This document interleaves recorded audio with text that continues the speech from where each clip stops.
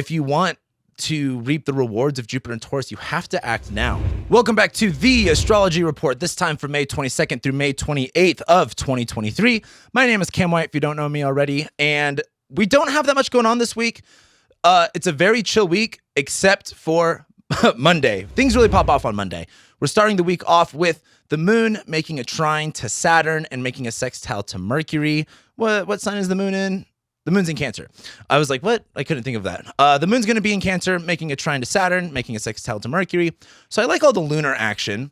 But the big highlight that we have this week is Mars making a square to Jupiter. This is kind of one of the bigger transits for this whole year. We still have quite a few bigger transits to go through the rest of this year. Most of it's in kind of like the summer and the fall, but this is arguably the most explosive one. So let's talk a little bit about it.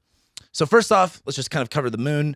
The moon's in Cancer. I always talk about the moon being in Cancer. We're more focused on, feeling whole, feeling, nourished, feeling safe, feeling protected. At least being more emotionally receptive. The moon's going to trine Saturn, which, again, I've talked a lot about this with Saturn and Pisces, where we have to be disciplined, where we have to be mature, where we have to, take more, be more responsible, is shifting. It's not going to be in black and white like it was maybe in Aquarius or Capricorn. It's kind of like calling it by ear, or, what's the word I'm looking for? Playing it by ear is probably a better way to say it. But as the moon trines Saturn, there is a level of safety and protection and feeling comfortable and feeling secure.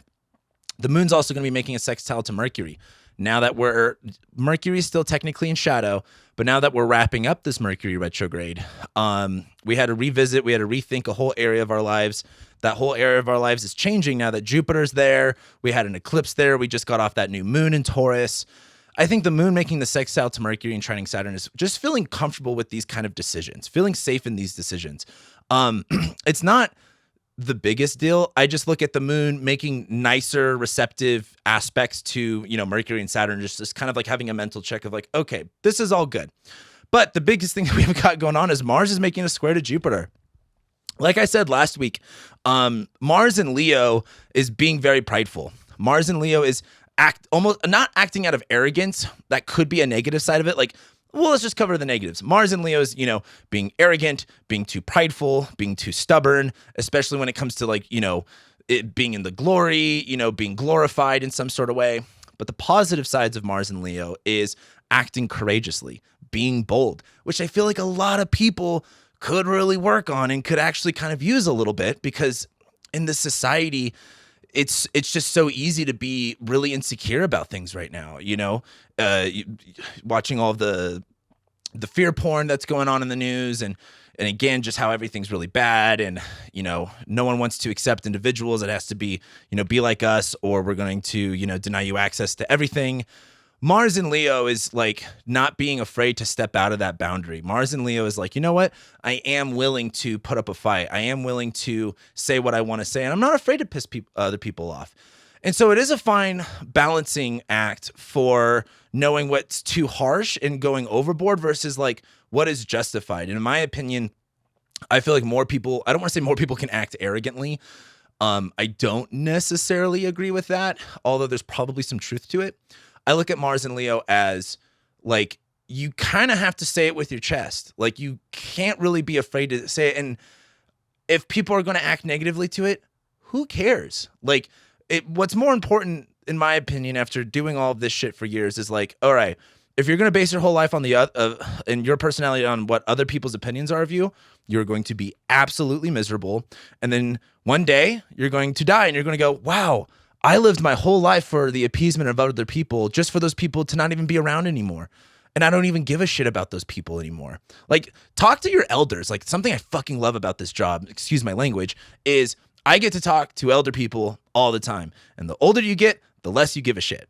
And if that's the inevitable path, you might as well get a little head start on it and not really care. And that's not to, again, people's feelings are important. You don't want to like hurt people. But it's one of those things of if it's between you saying your truth, you being bold, you like wanting to do something that's for yourself and hurting other people's feelings are going to get hurt no matter what you do. So And that's their problem. You have to be the one that's bold and courageous. The only issue with that is Mars is going to be making a square to Jupiter and Taurus. It's going to disturb the peace a little bit. Mars squaring Jupiter is explosive. Mars squaring Jupiter is like, there's a, on Instagram or on TikTok, there's like a little meme thing where it's like someone will kind of do something and then people put like an explosion thing behind it. That's very Mars square Jupiter. I would expect some explosions. I'd expect some big, I don't want to say nightmares, but just, it's a very explosive day. The problem is Jupiter is in the superior position to Mars. What that means is Mars, for example, if we were to move this that way, Jupiter would be in the 10th house, Mars would be in the first. Jupiter is on the top here and is kind of controlling the situation. So Jupiter and Taurus is saying, hey, we want to be more sensual. We want to be more relaxed. We want to, be abundant in the feeling good and the security and the stability in the long term and the slow growth. Mars and Leo is kind of going like, I want it now though. Like I want the now button. And maybe because of Amazon and all the other shit, we're just so used to getting instant gratification in this society. But this is one of those things where the instant gratification and the slow growth and the slow reward are kind of in conflict with one another here. And where this is bad would be like, okay, just because things aren't as fast or not as you expect them to be, that doesn't mean it's all horrible. But the other part of this is like with Jupiter and Taurus, for the Taurus people out there, you can use a little nudge. I've never met a fast-paced Taurus. And maybe I'm wrong about that. Maybe I'm just generalizing. But there's a balance between, hey, I want instant gratification. I'm going to do whatever it takes at all costs, even if it does burst the bubble. Or I'm going to nudge this a little bit and say, hey, let's get it going. Let's pick it up a little bit. Mars is about fights, conflicts, energy, action. Jupiter is about belief, faith, trust, abundance. These two are in conflict with one another, right? And it's kind of like one of those things with Mars and Leo. There might even be some humiliation to Mars and Leo. Like Mars is like fights and conflicts, and Leo, it's being put in the spotlight. It's like you might be bullied. You might be made fun of. And it's not going to feel that good. It might deplete your confidence, might deplete your trust. But it's all a part of the process. Like not every time you get up on stage, not everyone's going to love you. You kind of have to develop some thicker skin. And I just look at with Mars squaring Jupiter is the actions that you take, and that could be out of pride, that could be out of ego, might burst the bubble on, how fast things are going. The other way, though, is if you want things to be a slow growth, if you want more security and stability, you got to act now. Something I get frustrated with is, like, I'm a very young person. I'm only 26. I'm almost 27, which makes me feel weird. But so many people are like, oh, you're so young. Like, you have so much time. I hate that. I absolutely hate when people tell me I'm young, I have time. No, I don't. You might look at your past and say like, oh, I have so much time, but I've never met someone in the that's older that says, oh, I just took my time and I was happy with it. Everyone who's older always goes, I wish I would have done things sooner. I wish I would have took more advantage of the time that I had. And I look at this as like, if you want to reap the rewards of Jupiter and Taurus, you have to act now, at least with Mars square Jupiter. And that might be doing like, and again, that doesn't mean things are going to go perfectly. That doesn't mean it's just going to go completely smoothly. Sometimes you have to push things a little bit to get things done. You can't just sit around and wait. And so this is going to be a difficult thing to balance, okay? Like don't expect to go into Monday feeling like you're just going to do one thing or the other and it's going to work out. It's going to be a little mixture of both. You could push a little bit, but don't push too much. Things are going to get popped. But if you just go too slow, well, you're probably going to get pretty frustrated with it. So let's go ahead and move on to Tuesday. Tuesday, the moon is going to conjoin Venus and make a sextile to Uranus. Love this. Again, Monday's really the big highlight of this week. But as the moon conjoins Venus and sextiles Uranus, this is feeling a lot more comfortable. This is feeling a lot more safe. Moon conjoining Venus. Venus is pleasure, love, romance, connection, sensuality. The moon is conjoining Venus there where there's a lot of safety, there's a lot of security, there's feeling this nourishment. And the moon's going to sextile Uranus. Like, I always look at the moon in Cancer sextiling Uranus and Taurus as like trying a new recipe you've never tried before and it working out better than you thought. That's kind of, and I look at that as just much more of an analogy than much more of like a literal interpretation, but it could be a literal interpretation. Uranus is, ups and downs, innovation, liberation, kind of extremes at moments. And while the moon's in Cancer conjoining Venus, sextiling Uranus, it's like maybe For example, I've experimented with sleeping on the floor, and you kind of go, oh, that sounds bad, but I actually really liked it. It actually made me sleep better and helped fix my posture. And it's kind of like Uranus is doing something different, doing something innovative, and it maybe even working out better for you. And Venus is on its way to sextile Uranus, which is happening this week. It's one of the other highlights. So there's a lot of innovation and exploration with being comfortable, with feeling good, with art, with music, with pleasure that we're experimenting with. And I believe Tuesday is an excellent day to just try that. We get to Wednesday. The moon will then make a trine to Neptune. It will leave Cancer. It will enter Leo. It will go opposite Pluto. It will square Jupiter and conjoin Mars. Lot of moon stuff going on here. And for the more lunar affected people, it's if you knew you were going to get thrown in 5 different directions within a day, you would probably go like mentally prepare yourself for that. And that's how I look at Wednesday. The moon's in Cancer. It's going to make a trine to Neptune. We're really idealizing stuff. It's kind of like the moon in Cancer trining Neptune reminds me of like from my language, a lot of people have probably been able to slightly pick up that I've gotten into more of like the traditional, like, and I like using trending words as much more of like a make fun of, like, I don't like saying the term alpha male. I think that's super gay, but I do love calling people betas. It's just so funny to me. But same thing with like the trad wife stuff. Well, a lot of it's, very cool and I'm very into it. There's a lot of people making fun of it, which I like making fun of whatever the fuck I'm into. Like I love making fun of astrology. I just saw a meme the other day that was so it was actually a good meme making fun of astrology and I loved it. But the moon in Cancer is trining Neptune in Pisces, and I saw this like it was like some trad wife making like bread and being like, I love my husband, and she looked like a 50s wife, and so many people were like, this is just like nostalgia porn. And that's what like the moon in Cancer trining Neptune in Pisces reminds me of, like straight up nostalgia porn, just romanticizing the past. Which and there's good times to do that, and there's times where you can take it overboard. You know what I mean? Everything's a balancing act. It's not about like, oh, this is the only way to see things, and this is, the not way to see things. There's truth in everything, right? But there's also, again, as we progress in time, as we, move forward in time, not everything in the past is going to work in the future. Like I've been getting more into, like I've been really getting into like ancient stuff, like evolutionary stuff. And there's a lot that I learned from it that I can apply today that will help, but there's a lot that I just can't do. You know what I mean?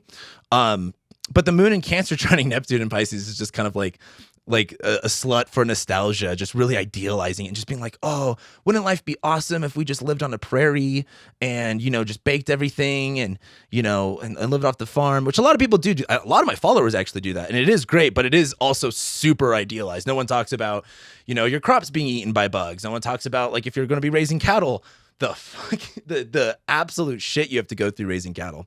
So that's kind of like how we start Wednesday off. But then the moon's going to enter Leo.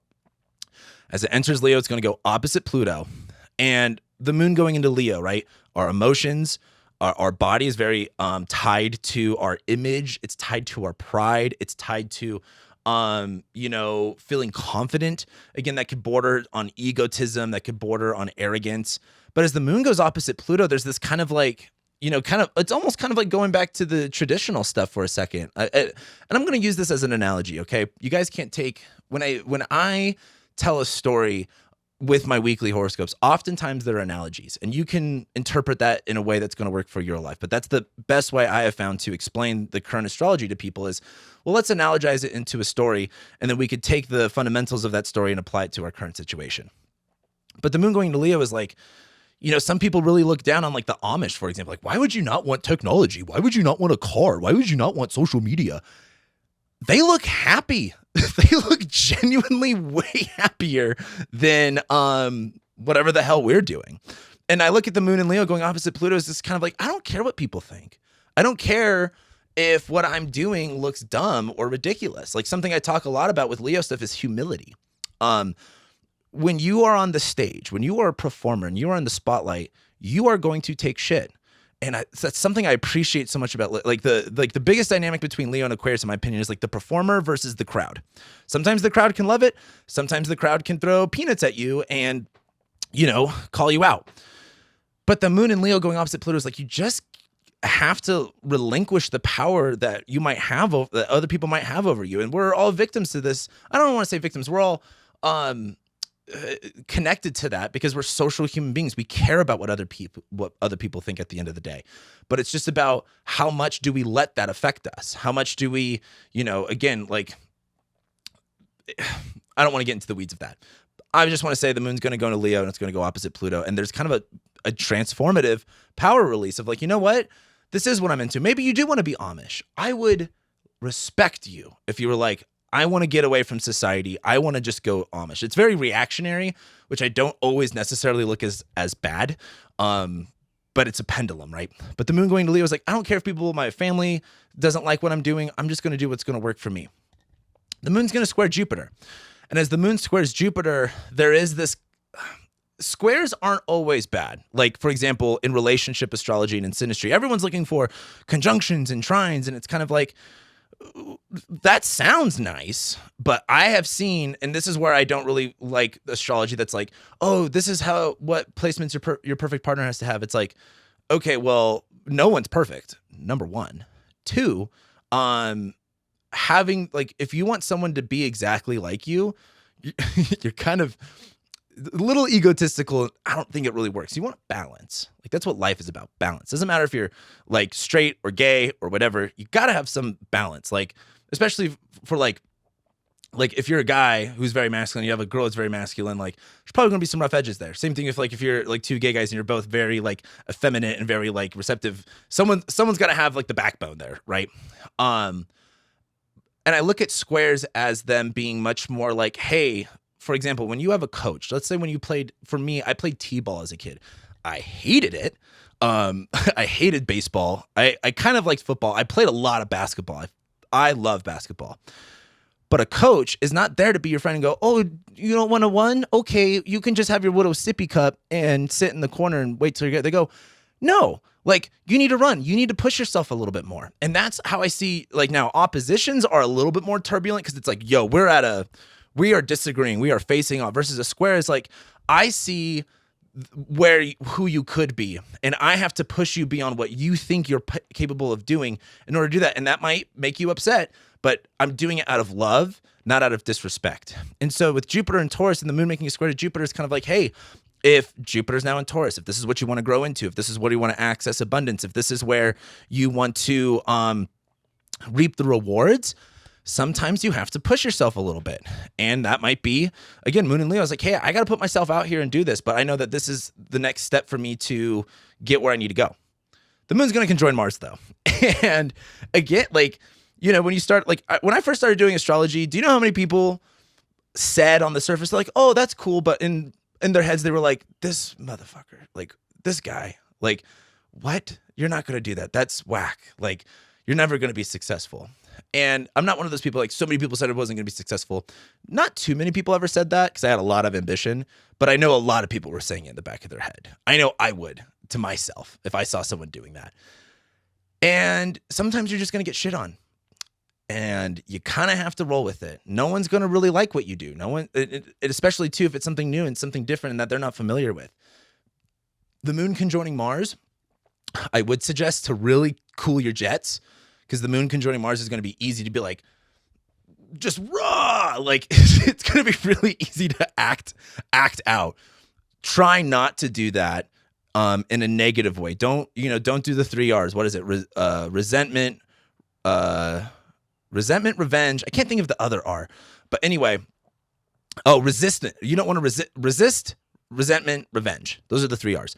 You don't want to fall into that space. But there is a level of like, hey, sometimes you have to take that hit. Not everyone likes my videos, and I take the hit. Don't get me wrong, I get upset, but I'm not going to like lash out over it or freak out over it. And I just kind of look at the moon conjoining Mars as like, you might do something for yourself, and it's what you need to do, but that first step is never easy. Okay. We get to Thursday. The moon will then make a square to Mercury and Uranus, and Venus will sextile Uranus. Love Venus sextile Uranus. Very fun. Let's talk about the moon here for a second. The moon's going to first, sorry if I look like sweaty. It's like humid today. Denver's been pouring down rain, and the weather is like, it's cold, it's hot, it's humid, it's dry, and I got the windows open. It's just all over the place right now. So anyway, the moon is going to make a square to Mercury earlier on in the morning. I look at this as not a conflict of interest, but as Mercury's now still in shadow, we're still kind of going over this area of our lives. Now that we have rethought about things, now that we've got new information, now that the delays are over, we're kind of still cleaning things up. The moon in Leo squaring Mercury is kind of like, maybe there's something that you have to do that might hurt your ego. It might hurt your pride a little bit that maybe you don't want to do. And it's much more of a mental thing. It's like, there's so many things that like, sure, I would probably do it, but my mind is totally resistant to doing it. I'm like, and this is fixed signs. Like fixed signs are like, nope, I ain't doing that.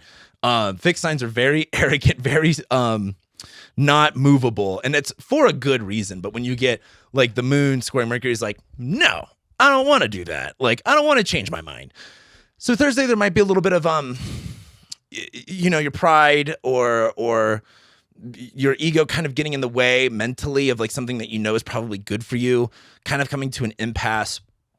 And it will also square Uranus too.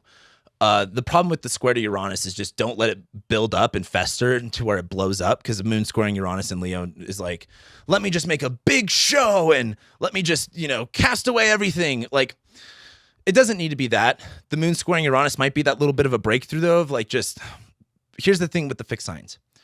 Mutable signs, you can change their mind. Cardinal signs, they're better. You could change their mind too, because they're very like, oh, I'll try that. Or, oh, I want to do this now. Fixed signs, you can't change their mind. It has to be their idea. So maybe someone tells you to do something with the moon squaring Mercury. You're like, no. But if you let it sit and you make it your idea, I think maybe the moon squaring Uranus is an excellent time to allow that space of like, you know what? Let me just get out of my own way and I'm going to do it anyway. But Venus sextiles Uranus. Again, excellent time to experiment with the Venus stuff, like, and it's Venus in Cancer. Like, what's going to make you feel good? Like, rather than having like a polyester blanket, I'm looking at my blanket on my couch, rather than having it's not polyester, by the way. It's, what is this shit? Suede?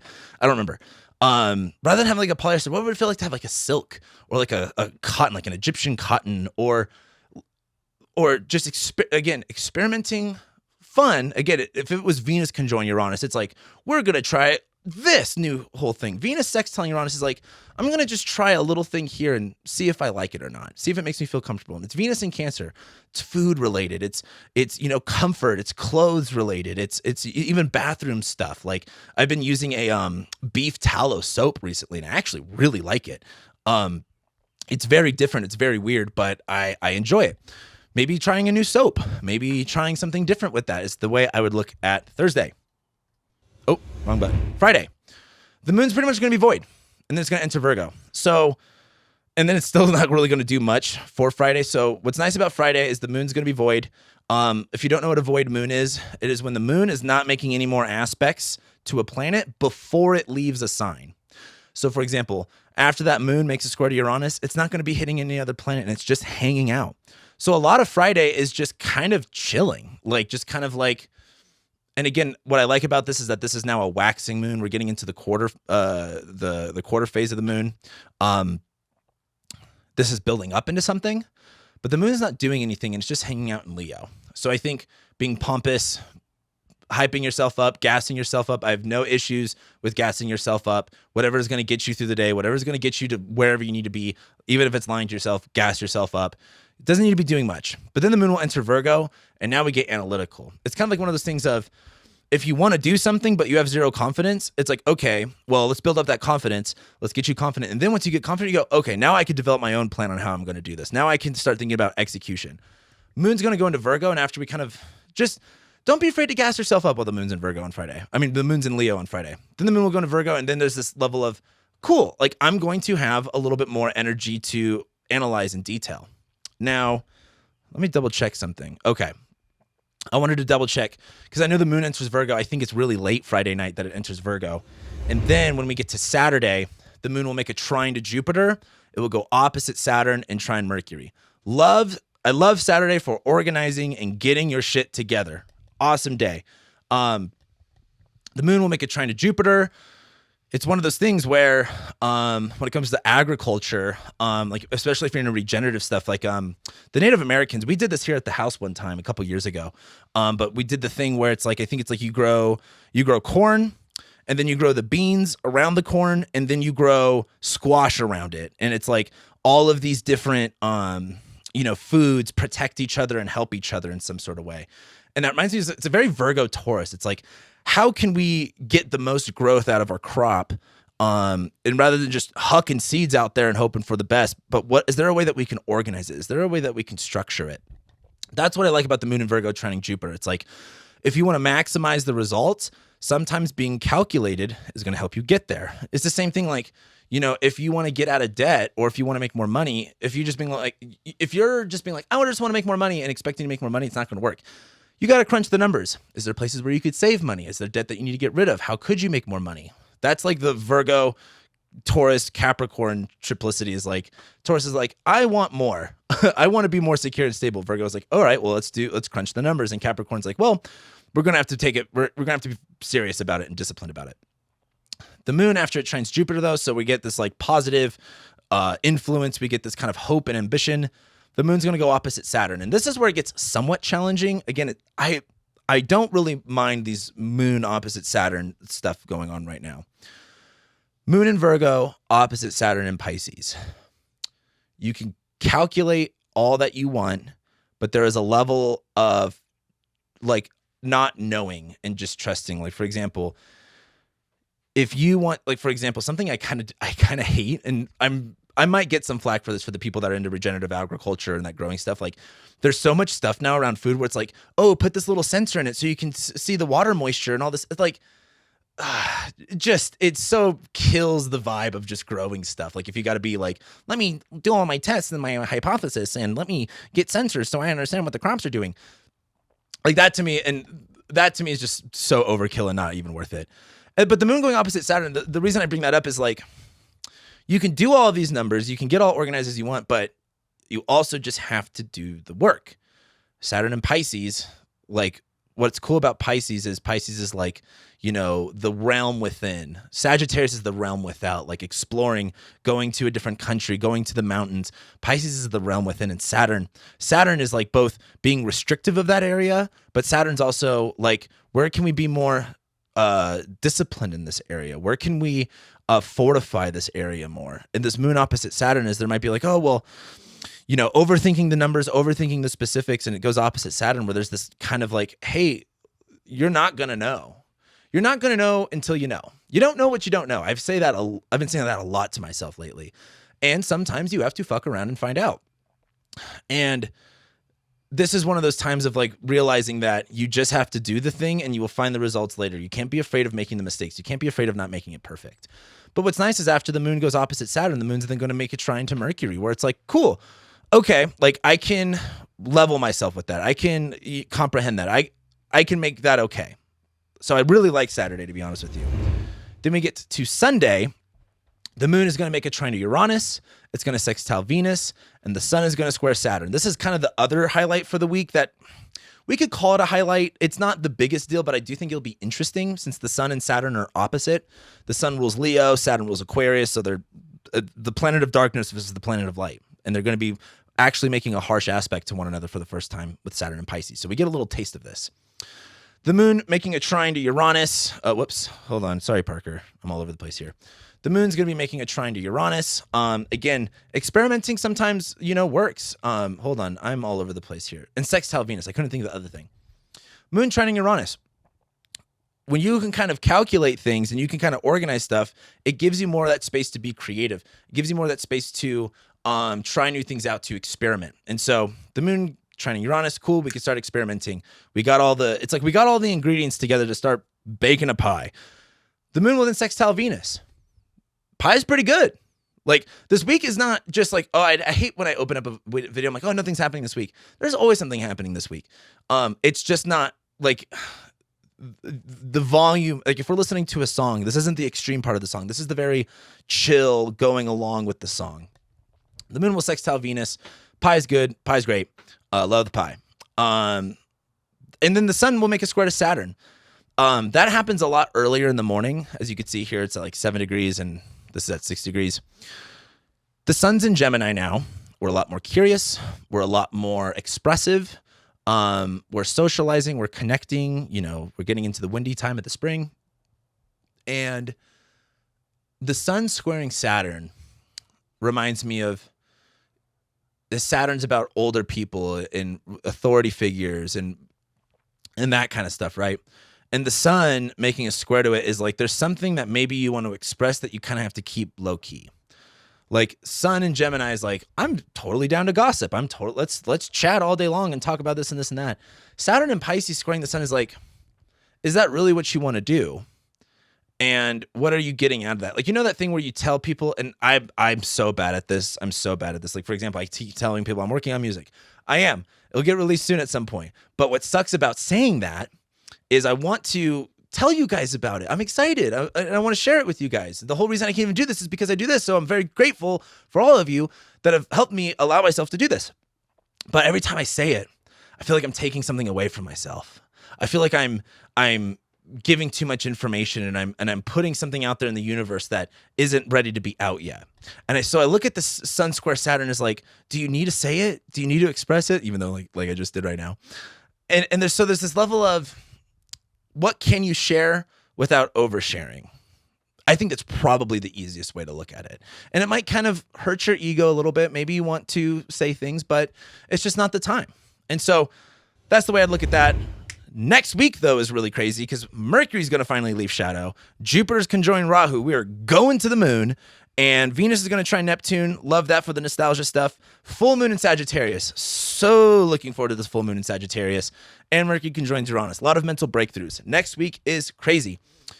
Nice, pretty nice week this week, except for the beginning. It's kind of explosive. So with that being said, I love and appreciate you guys. Make sure you like, you comment, you subscribe. Let me know what your thoughts are, what you're excited about this week, what you're not excited about this week. And of course, if you want to support my channel and you want to get access to live Ask Me Anything episodes, as well as monthly overviews and monthly rising sign horoscopes, go ahead and check out my Patreon in the link below. It helps support the channel and you get a bunch of cool content. And plus there's a Discord where everyone's chatting about cool stuff. So anyway, love and appreciate you guys. I'll be seeing you next week.